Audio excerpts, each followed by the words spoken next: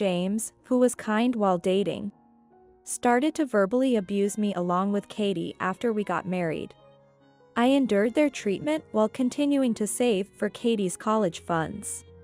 Eventually, a college acceptance letter arrived, and we decided to celebrate, which also coincided with James' promotion.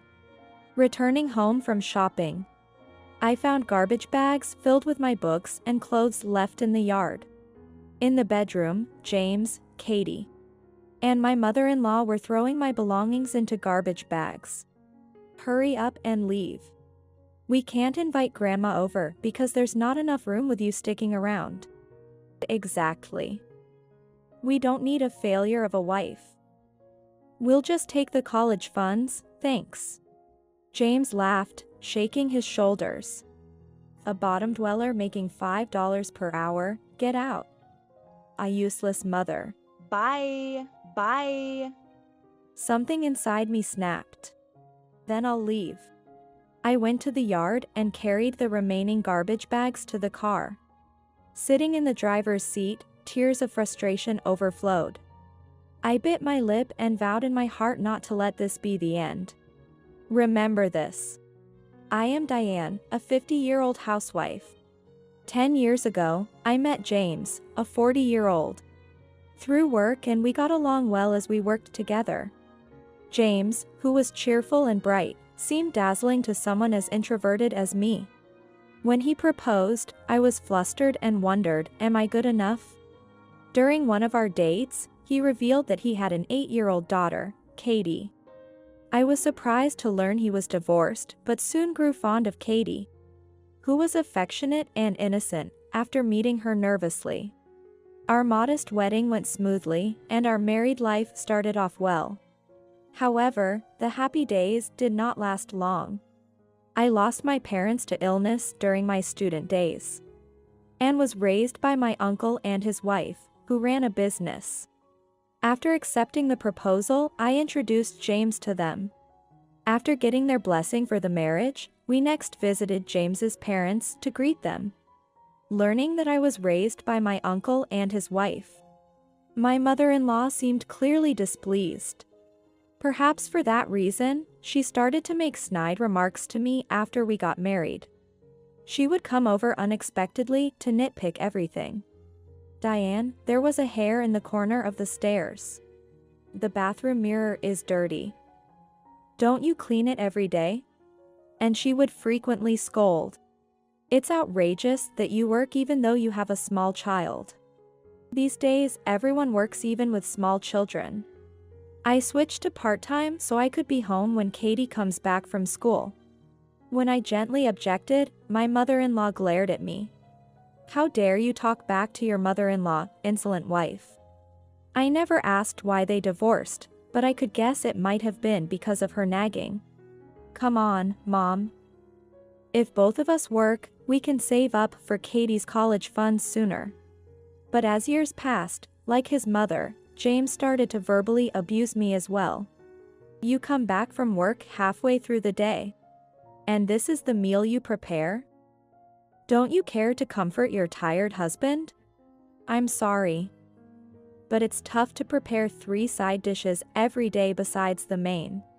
You just want to slack off. Everyone manages to do it.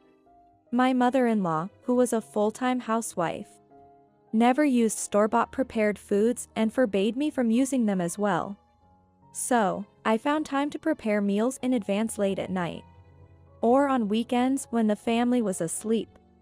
Just when I thought the issue was resolved, James started insisting on bringing lunch from home to save money, which of course I had to prepare. And he found fault with that too. The lunchbox contains frozen food, and the main dish is leftovers. You're cutting corners too much. Preparing all the small dishes from scratch is hard. Don't talk back, you're the wife. You know I hate pre-prepared meals. Are you trying to annoy me? James raised his voice. No more frozen or ready-made meals from now on.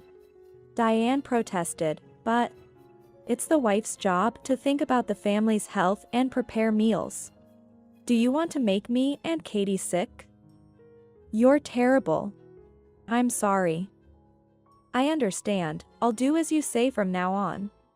Arguing back would only lead to hours of nagging, so it seemed better to comply quietly. It meant less time for myself, but it couldn't be helped. Secretly, I had a hobby that brought me joy.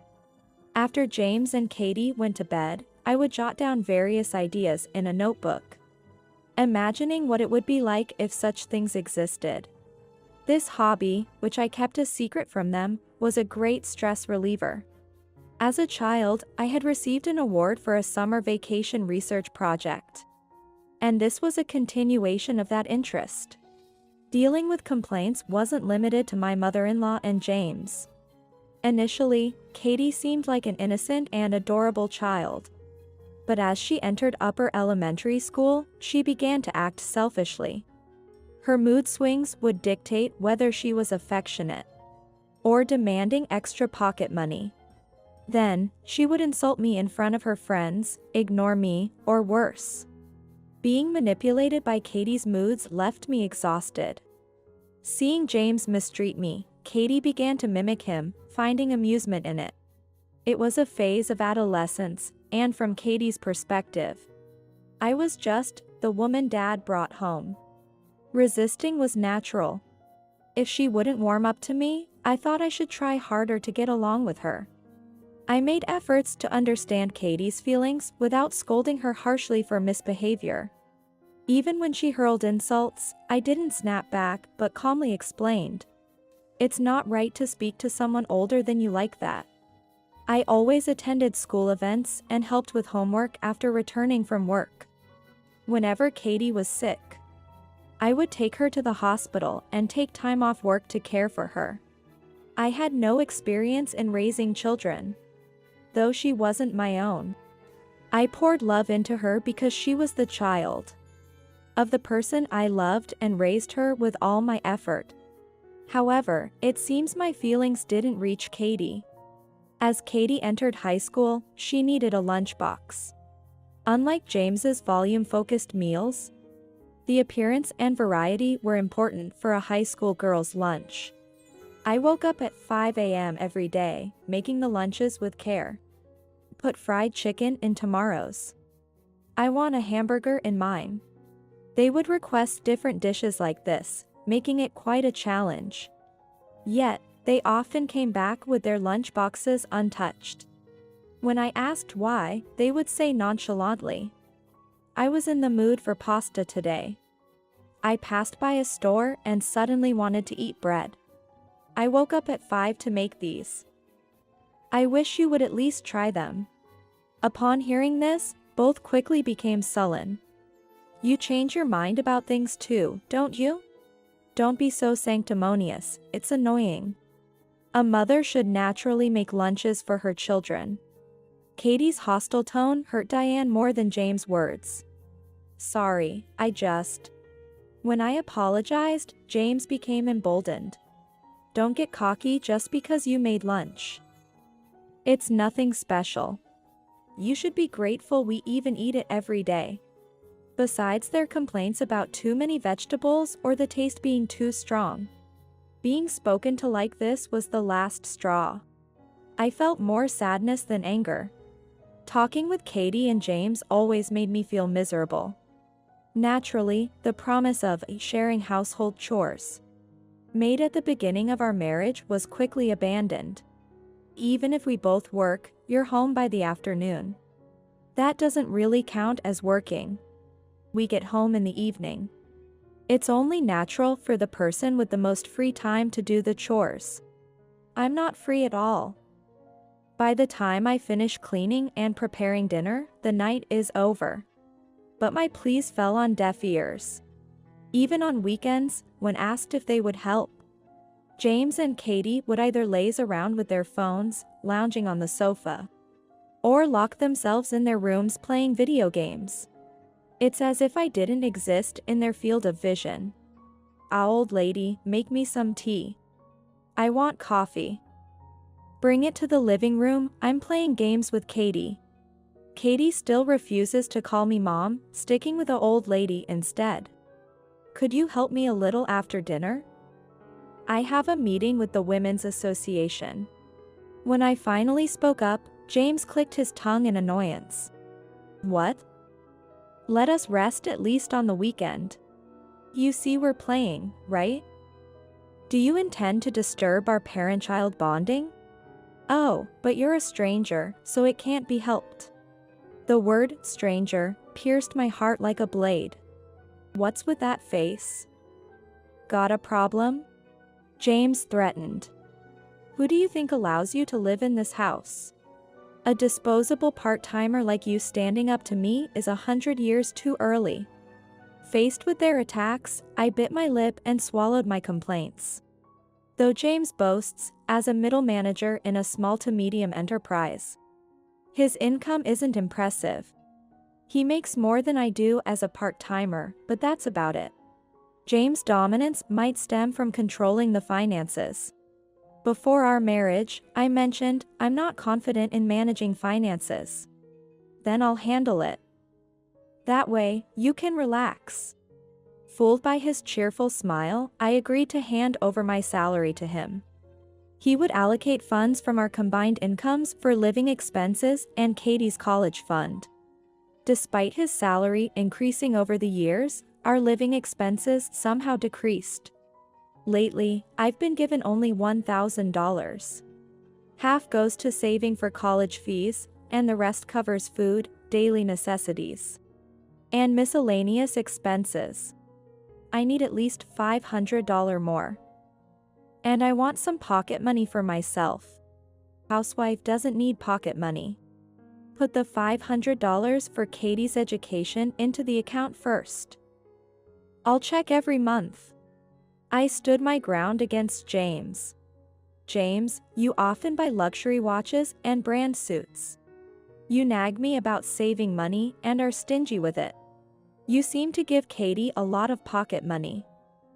Why can't I buy what I want? I desperately appealed to James. I work too. It's ridiculous to need my husband's permission to buy clothes or go to the hair salon. Both me and Katie have our social obligations. You don't need to keep up with mommy friends. Dressing up is just a waste of money for you. Katie also joined in, looking pleased to participate. Children cost money. Stop complaining. Then I'll increase my working hours. The extra can be my pocket money, right? James was shocked. That's out of the question. You can't even manage household duties perfectly as it is. What if you neglect them even more? Mom would definitely oppose it. Mentioning his mother, I gave up on arguing. It's difficult for someone as timid and inarticulate as me to stand up to the three of them. Yet, I harbored a faint hope. Maybe if Katie gets into college and enjoys campus life, her attitude towards me will soften. Seeing Katie happily going to college with the money I saved. Perhaps James would respect me more than before. But my hopes were dashed as easily as they were formed. When the heat of the day began to increase, Katie's acceptance letter arrived. A few days later, James came home with news that made Katie cheer. Dad, you're becoming a manager? That's so cool. I got the provisional notice, but now it's confirmed. My salary and bonus are going to skyrocket. I listened with a disheartened feeling. I knew not a penny would come my way. I was certain I would still be forced to economize as before. Yay!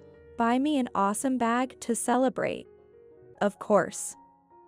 Let's invite Mom over tomorrow for a celebration dinner. Diane, prepare a feast, all homemade, of course. Watching James and Katie call my mother-in-law, I sighed quietly. But well, this time it seemed like I might be able to spend some peaceful time without any snide remarks. The next day, I went to the supermarket to buy ingredients for steak and soup. Despite the rainy weather, Katie and James were in high spirits from the morning. When I arrived home and got out of the car, I glanced at the yard and tilted my head in confusion. A garbage bag, open and beaten by the rain, was left out. It wasn't there when we left. A bad feeling washed over me, and as I approached the garbage bag, I was shocked. Inside were my clothes. I quickly tied the bag and entered the house to confront James and Katie, only to find my mother-in-law's shoes at the entrance. Hearing noises from the upstairs bedroom, I rushed up the stairs to find James, Katie, and my mother-in-law cheerfully stuffing my books and clothes into garbage bags. "What are you doing?" "Oh, you're back. As you can see, we're throwing out trash. The old lady's stuff is all cheap stuff, huh?" As they continued their task, I snatched the garbage bag from them. "Stop. Don't do this without asking me. It's okay. You're no longer needed." "What?" The three of them excitedly raised their voices at me, who was looking bewildered. "We've already paid the entrance fee for college, right? And we've saved up the $70,000 for 4 years of tuition. Your role as an ATM is over. Amazing how you saved up with just a $5 per hour wage. It's all thanks to me forcing you to save." I stared at James, puffing out his chest with astonishment. Why was he speaking as if it were his own achievement? James continued speaking, full of pride. "After kicking out the previous wife, I wanted to bring Mom here. But first, we thought of saving up for college. Finding a submissive woman to save up would mean Katie and I wouldn't need to save. You seemed submissive enough and just right to double as a housemaid. But Dad, you were wrong." Katie puffed out her cheeks. "She couldn't do the housework perfectly. And she lectured me even though she's an outsider. Totally useless." My mother-in-law glared at me in agreement. "We married you, a parentless older woman. You should be more grateful to James instead of always complaining." The three surrounded me, saying whatever they wanted. "So, hurry up and leave. We can't have Grandma move in with you hogging the rooms." "Exactly. We don't need a failed wife. We'll just take the money." Pushing the garbage bag toward me, James smirked. "A bottom dweller earning $5 per hour, get out. Useless mother." Bye. Bye. Something inside me snapped. "Then I'll leave." I grabbed my valuables, transferred my clothes and books from the garbage bags to a suitcase, and left the room. Heading to the yard, I also moved the rain-soaked garbage bags to the car. Sitting in the driver's seat, tears of frustration spilled over. James never had any affection for me. To be treated as nothing more than a housekeeper and ATM. How much more could they belittle me? I was furious. Biting my lip, I vowed in my heart not to let this be the end. Remember this. Eager to escape from those three, I drove a short distance before pulling over to call my uncle. Without revealing too much, I poured out everything, and my uncle, furious, immediately arranged for an empty room in a singles dormitory for me to use until I found a place to move. I decided to accept his kindness.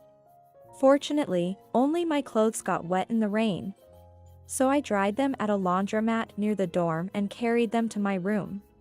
As I stored my clothes in the chest of drawers and organized my valuables, I began to feel slightly more at peace. During our relationship, James had been truly kind, and I believed I was cherished. Even after his attitude changed post-marriage, I kept telling myself, he's really a kind person, things will go back to how they were. With Katie, I thought, we just need time to get along. And with my mother-in-law, it's natural for in-laws to clash. Being faced with reality, I finally woke up. No matter how much I tried to make amends or the effort I put in, it was futile with people like them. They would pay for trampling over my feelings. First, I visited my uncle's company to ask for a referral to a good lawyer. I went to the city office to pick up divorce papers and completed various procedures. Eventually, I received a message from James stating, "I've filed for divorce." After I left, neither Katie nor my mother-in-law bothered to call, perhaps enjoying their life without the nuisance. A month of peaceful days passed until James contacted me again. I was working on my computer when I saw his name on my phone screen and decided to ignore it. I had been expecting his call, but I was busy. I let it go to voicemail. Soon, James's tearful voice came through. "Diane, please, answer the phone. Something terrible has happened." After the call ended, my phone kept ringing persistently. "Hurry up and come out. Help us. It's going to be bad if it stays like this." Repeatedly, he left crying messages on the voicemail and called like a man possessed. Eventually, I gave in and answered the phone. "What do you want?" "Diane. What have you done?" "I'm busy. Can you get to the point?" James hesitated on the other end, taken aback by my sharp tone. Well, I called Katie's college." Sniffling, James shared his concern. Then they said, "She has withdrawn her enrollment, so she is not a student here." "What's going on?" "Exactly as they said," I stated matter-of-factly. "I canceled the enrollment. The prep money's gone, but they refunded the tuition fees to my account, which helps a lot." "Withdrawal? Don't make decisions on your own," James yelled at me. "Poor girl. She worked hard to get into college." "Oh, really? I didn't know," Diane mocked. "With the allowance you gave her, she was busy going to nightclubs until morning and attending rock concerts. Hardly the behavior of a student. That is." James stumbled over his words. "I've never seen her study once." "So you chose a college where money would do the talking, right? She studied when you weren't looking. College isn't just about studying, you've taken away her chance to learn other things." James argued heatedly. "Oh, my mistake. It could have improved her twisted character, right?" After I returned his statement with heavy sarcasm, James asked in bewilderment, "Why are you doing this? Do you have a grudge against us? She told me to get out, called me a useless mother. Who does she think made her college possible? How do you think I felt saving up all that money? Holding on to such words, you're petty." "Well, there's money in the account, right?" "Yes." The call abruptly ended. Sighing, I returned to my work on the computer. However, within less than an hour, the phone rang again. Reluctantly answering, I was greeted by a frantic James screaming, "Why can't I withdraw the money from your account?" "Oh, you couldn't?" Feigning ignorance, James started to rant and rave. "I was refused at the bank. Of course. I changed the account holder's name. You can't just do that." "No. Diane, where are you?" "Who knows? Please, change it again." James' voice sounded desperate, almost begging. "Without money, Katie will have trouble enrolling in another college next year. Return Katie's money." "Return it? That $70,000 is my money." Diane scoffed at the absurdity. "If you stop all the lavish shopping you do, you should easily afford your beloved daughter's college fees." To the flustered James, I replied with heavy sarcasm. "I need money because I live at the bottom. So, the soon-to-be manager or your beloved mother should take care of it. I'll have a better salary as a manager, but I'm drowning in debt." "Mom's on a pension. Drowning in debt? Explain." James hesitated, then admitted. Realizing he didn't want his weaknesses known, James desperately said, "Both Mom and I are having a tough time. So please, at least spare us the compensation. Tough, huh? But I'll be claiming compensation properly later. Take care. After emphasizing my point, I hung up. The day after being kicked out, I went to the bank and changed the account holder's name, anticipating James might try to withdraw money upon learning of the college withdrawal. If Katie had been serious about her studies, canceling her college enrollment would have been heartbreaking. But given her carefree lifestyle, I chose this route without hesitation. That night, a voicemail from Katie arrived, full of insults towards me, which I promptly deleted. Later, through a lawyer introduced by my uncle. When I filed for compensation from James, he predictably resisted. James accused, knowing I don't have money, demanding compensation is just cruel. Why should I even have to pay? I provided for Diane, treated a failed wife kindly, and didn't even cheat. What's there to complain about? Running off with the enrollment money is outrageous. If anything, we should be receiving compensation from you. So, I thought I'd wait until James changed his tune. A few months later, I received a call from my sobbing mother-in-law. Diane. Please help. Her tone was as imperious as ever. It seems her character will never change, nor does she intend to. Long time no see. What's the matter? Though I could guess the reason, I asked leisurely. They're telling us to vacate this house. Well, it can't be helped. It's my house, after all. Mother-in-law gasped in surprise. Didn't James tell you? When I got a job, my aunt and uncle transferred this house to me. I invited James and Katie, who were living in an apartment at the time, to live with me. So, it's in my name.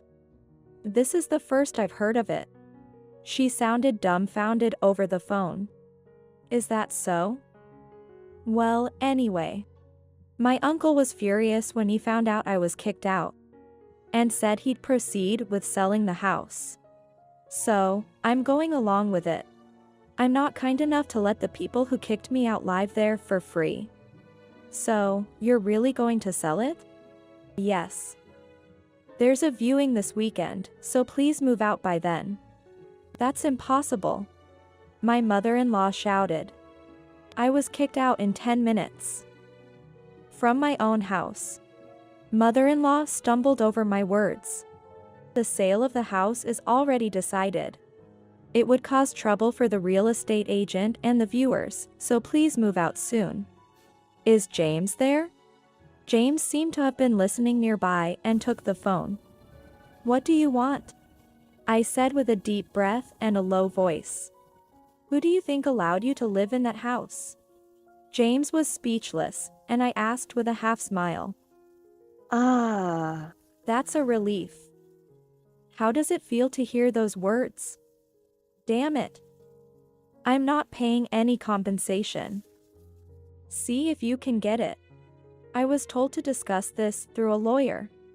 I said this with a tone of exasperation, but James continued to yell regardless. You, with your low salary, plan to leech off compensation, huh? Pathetic.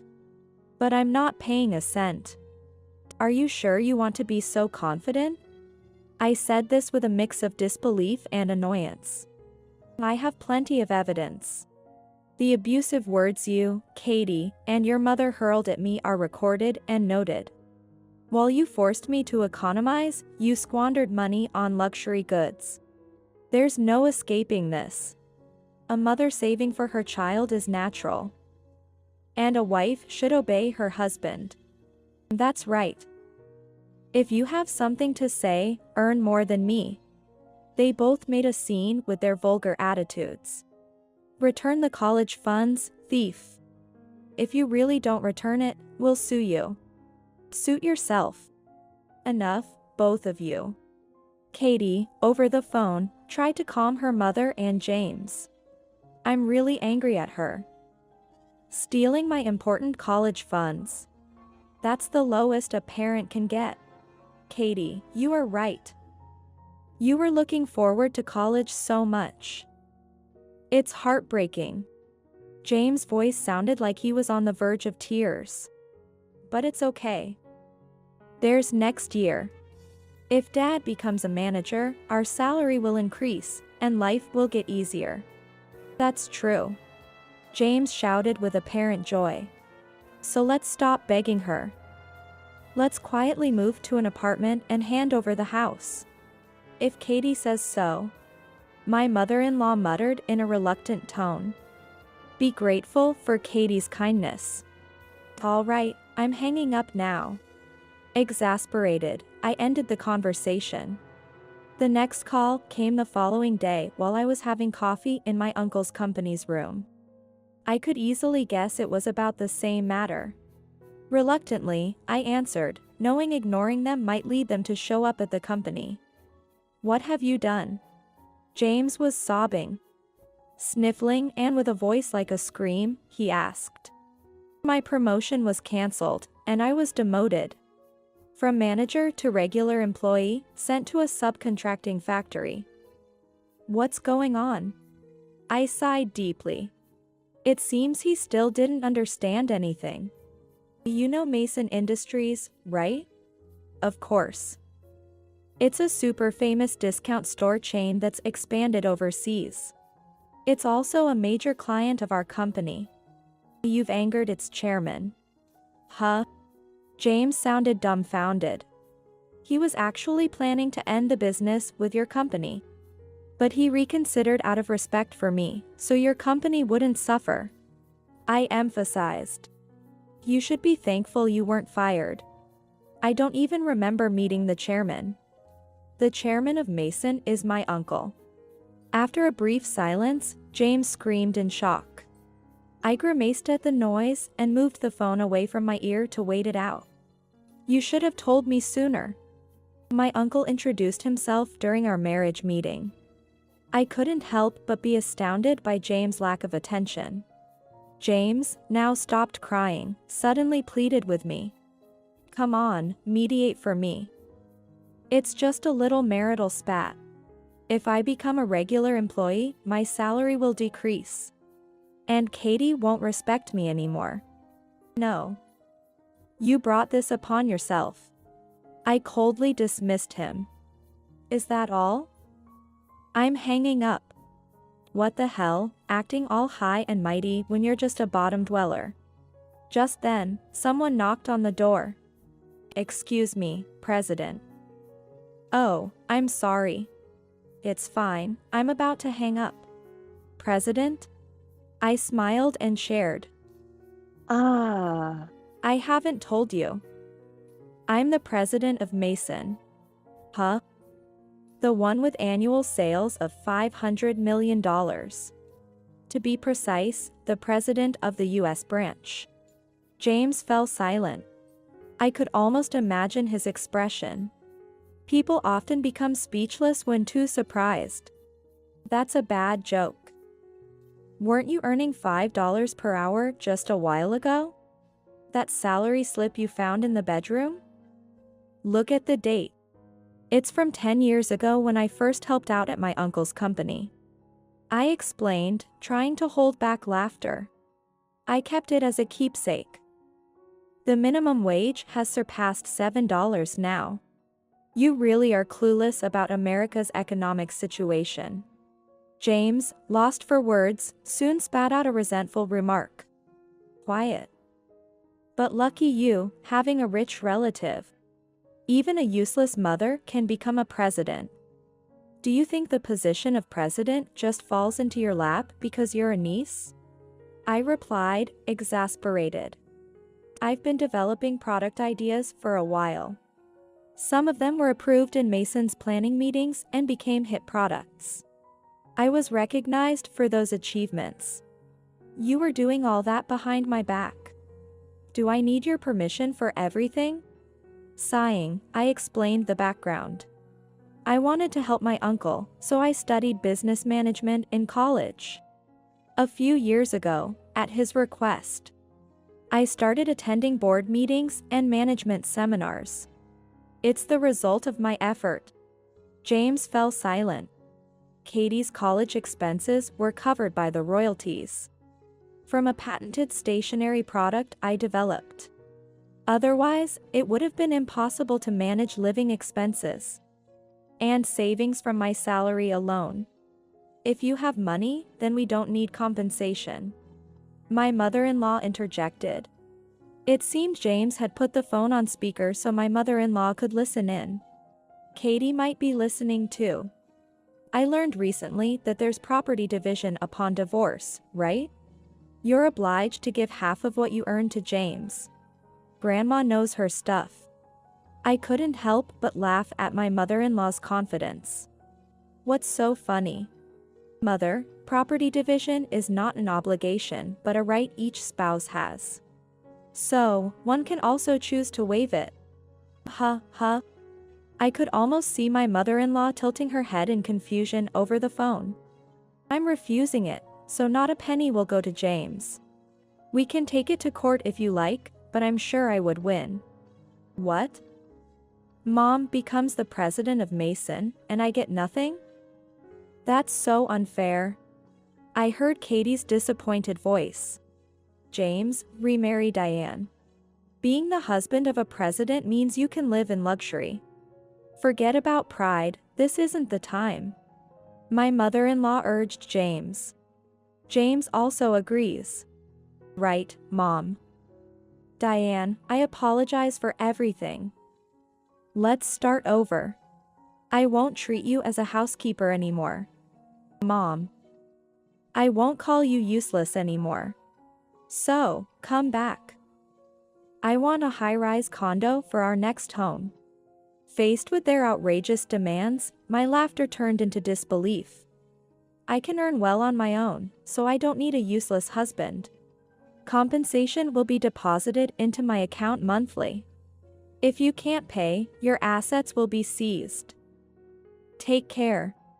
Amidst their shouts over the phone, I hung up and blocked James, Katie, and my mother-in-law's contacts. James, who had been showing off at the subcontracting company, ended up being fired after causing trouble. Struggling with living expenses, debt, and compensation payments. He now works non-stop at a factory on weekdays and a restaurant on weekends. Of course, they had to move out of the house and now live in a rundown apartment with Katie and my mother-in-law. Katie, who planned to enjoy her college life, lost all motivation to study and lazed around at home every day. My mother-in-law, doing no housework, joins Katie in mocking James for his low salary, leading to constant quarrels. Having secretly saved up money, I moved to a luxury high-rise condo and lived a busy life. I was worried about the backlash from other employees for a former regular employee becoming the president, but they welcomed me warmly. My contributions to hit products seem to have played a significant role. Any gaps in my knowledge are covered by the executives. Free from worrying about James and Katie's opinions, I'm glad to live freely. I plan to take care of myself while enriching both my work and personal life.